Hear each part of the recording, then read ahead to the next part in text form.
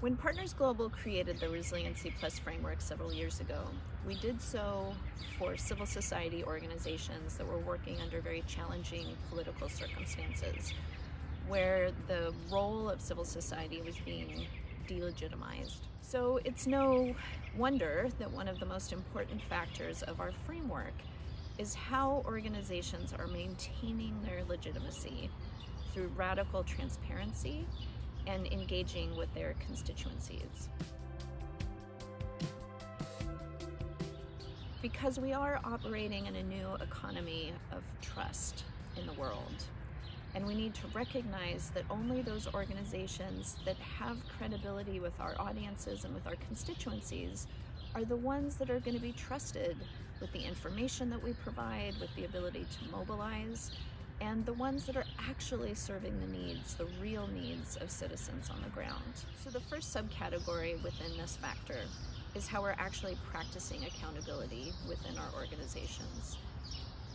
Do we have a constituency that we're in regular contact with? Do we listen to what their needs are and respond? Do we have a learning agenda within the organization? The second subcomponent in this factor is how we're managing our public image. This speaks to how we communicate about our mission and about our purpose and about our activities, and how in line those are with the way we actually implement our programs and do our work. And then the final subcomponent under this factor is how we're managing our credibility with our constituencies. There's been a lot of research about resilient civil society organizations are those that have the deepest connections to communities that they serve.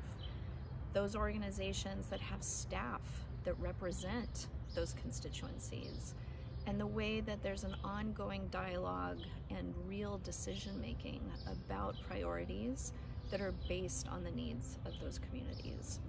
So in many ways, I think that this is one of the most challenging factors to actually implement within organizations. It requires a commitment to being transparent with our finances, to being open to different voices in our decision-making, and to an ongoing commitment to adapting to the needs of the communities that we serve. So I encourage you to continue to be committed to that radical transparency and to encourage our peers within the sector to do the same.